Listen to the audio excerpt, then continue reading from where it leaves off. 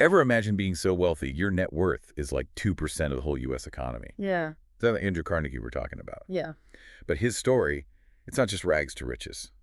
No, not at all. It's grit, ambition, contradictions even. Mm-hmm. The guy who was all for workers' rights, but then battled unions. Made a fortune, but gave it all away. We're going deep on this guy, Andrew Carnegie. From the beginning to becoming the, father of philanthropy? That's the one. It's a fascinating story. Really gets to the heart of the American dream, but shows the downsides too. Absolutely. So, starting out, 1835, Dunfermline, Scotland. What was that world like? Paint a picture for us. Okay, so small town, textiles everywhere. You'd hear the hand looms all day long, but change was coming, big time. Industrial revolution, Yeah. Carnegie's family, they felt it. Steam power, replacing guys like his dad, skilled weavers. Must have stuck with young Andrew, seeing that struggle. Oh, absolutely. There's stories about his father having to actually beg for work. Imagine that. Pride, livelihood, gone. That fear of poverty, the drive to succeed, it all came from that. Powerful image. Explains a lot, huh? His ambition later, but also, well, the whole union thing gets more complicated now, right? Exactly. Shaped how he saw the world, the good and bad of all that industry. So what do? Stick it out in Scotland or? Nope. 1848, weaving's dying out. They take a gamble, sell everything, borrow money, 50 days on a ship to America, the whole family crammed in. Tough journey. Landed in Pittsburgh. Total opposite of that Scottish town. Pittsburgh, mid-1800s. Man, that was booming, right? Industrial heart of America. Smoke, steel, fortunes made and lost. For 13-year-old Andrew, opportunity, yeah, but hardship too. So how'd he make it? Immigrant kid, accent, no money to speak of. Start at the bottom, bobbin boy, same cotton mill his dad worked. Grueling, but the guy was driven, moved up fast. Yeah. Messenger, then telegraph operator. Heard he had a crazy memory.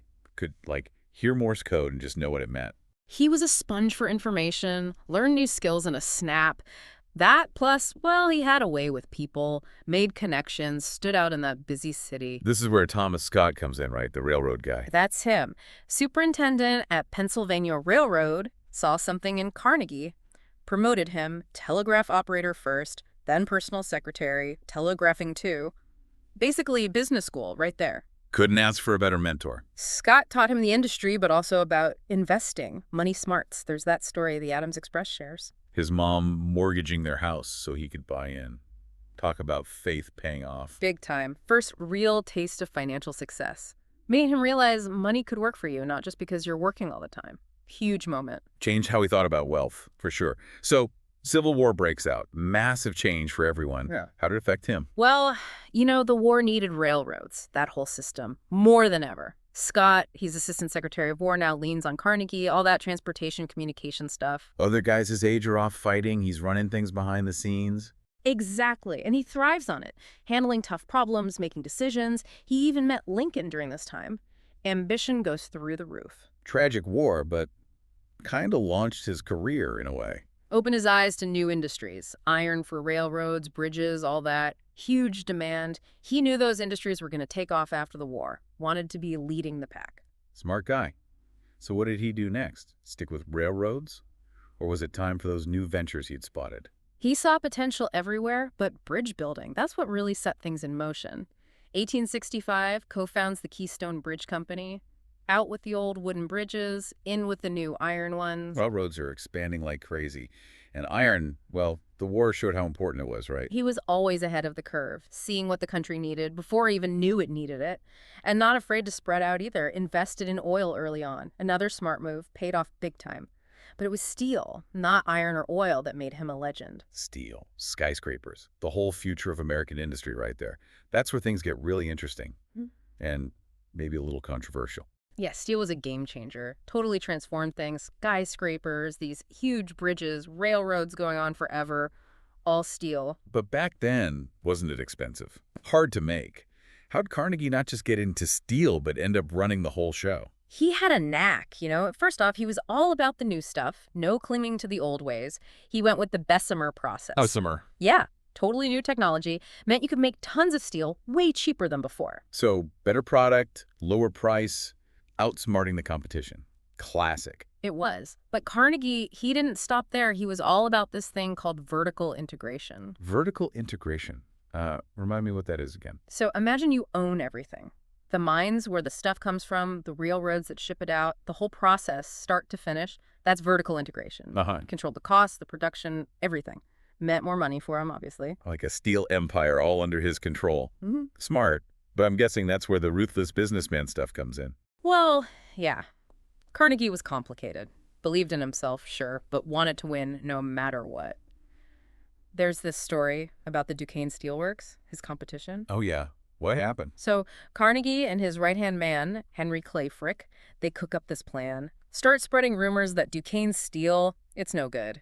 Using all these technical terms like it's lacking homogeneity. Homogeneity. Did folks even know what that meant? Probably not, but it sounded bad, right? Technical, scary. Hurt Duquesne's reputation, that's for sure. So Carnegie swoops in, low prices, takes over even more. Effective, I guess, but not exactly playing nice. It's that contrast, right? Hard to square this guy with the whole philanthropist thing he becomes later. Totally. Okay, so that brings us to Homestead, 1892. Big turning point, the whole worker rights thing, his beliefs butting up against his business. Yeah, the Homestead strike. Tragic, really. Showed what happens when profit comes first, no matter what. What led up to it all? So, Homestead. This was one of Carnegie's best mills. Making money hand over fist. Of course, Frick was running it. Long hours, tough quotas, dangerous conditions. Workers weren't happy. Nope. Contracts up for renewal. Frick wants to cut costs, weaken the union, proposes these big wage cuts, changes to how they work. And the workers? They said no, voted to strike. Frick, though, he was ready for a fight. Brought in the Pinkertons. Pinkertons. Those were, private security, basically. Tough guys known for breaking up strikes. Hiring them, that was adding fuel to the fire. Recipe for disaster, right? Armed guards against workers never ends well. It didn't. Huge fight breaks out. People killed on both sides. Workers and Pinkertons took the state militia to get things under control. And Carnegie, wasn't he off in Europe or something during all this? Scotland, yeah. Claimed he had no idea what Frick was doing. But later on, letters and such came out. Looks like he knew more than he let on. Approved of the crackdown, even. Yeah. Wow. Bit hypocritical, huh?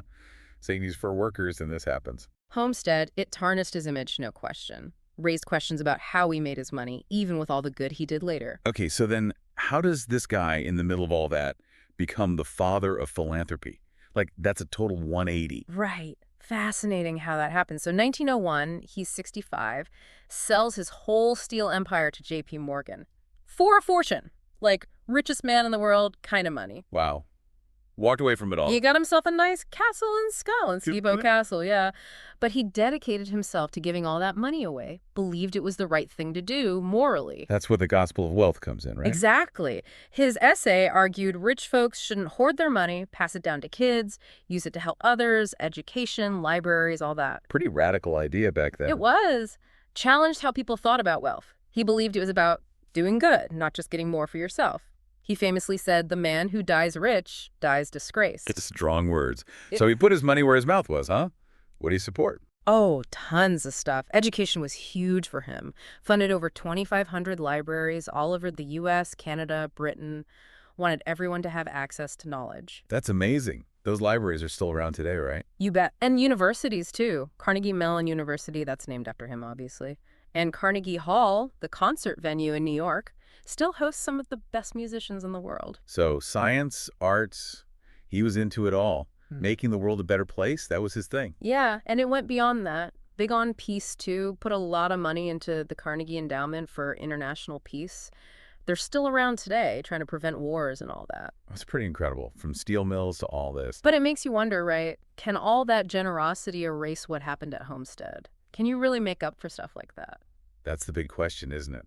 On one hand, he helped so many people, but the money came from, well, some pretty harsh business practices. It's complicated. Was he really sorry, trying to do good? Or was it about image, making sure people saw him a certain way? Tough to know what was in his head. Maybe a bit of everything. Wanting to help, feeling guilty, maybe some ego in there too. We can guess, but in the end, it's Andrew Carnegie, full of contradictions. Ruthless businessman, but also this incredibly generous guy. Makes you think, what's the best way to use wealth? Directly, like Carnegie, or by running your business in a way that's good for workers, for everyone? No easy answers. It's a question we're still figuring out, I guess. Definitely something to think about. Well, this has been fascinating. Thanks for taking this deep dive with me.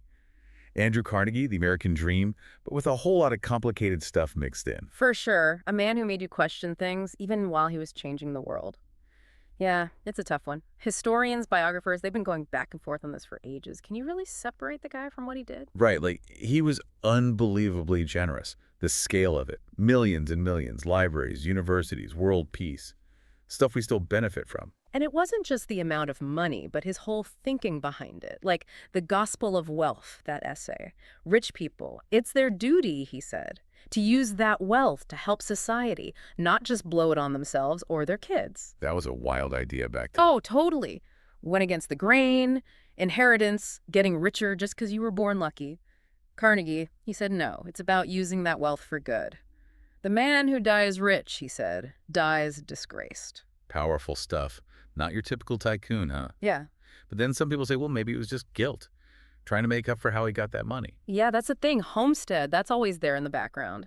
Kind of ironic, a guy who broke unions funding libraries for working folks. Exactly. So what was it really? Altruism, trying to fix things. Or was it image control, making sure history saw him the right way? Probably all mixed up, honestly. It's a debate historians still have. But no matter the reason, you can't deny he made a difference. His money did a lot of good, and his ideas about wealth, they still matter today. True. Shows you people are complicated. Ruthless one minute, giving it all away the next. That's what makes these historical figures so interesting. Not heroes or villains, but real people making tough choices. We can see the gray areas, right?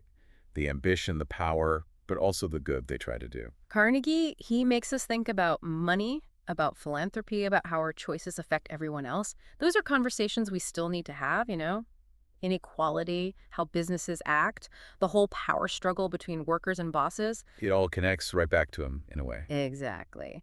So as we wrap up this deep dive, I think it's safe to say Andrew Carnegie, he was one of a kind, a real force in business and in giving back. Yeah, he defied easy labels, embodied the American dream, but showed its flaws too. His story makes us ask those tough questions about wealth, about responsibility, and those are questions worth thinking about no matter who you are. Absolutely. Learning from the past, figuring out how to create a better future, that's what it's all about. Couldn't have said it better myself. Thanks for joining us on this deep dive into the life of Andrew Carnegie. Until next time, keep exploring, keep those questions coming, and keep diving deep.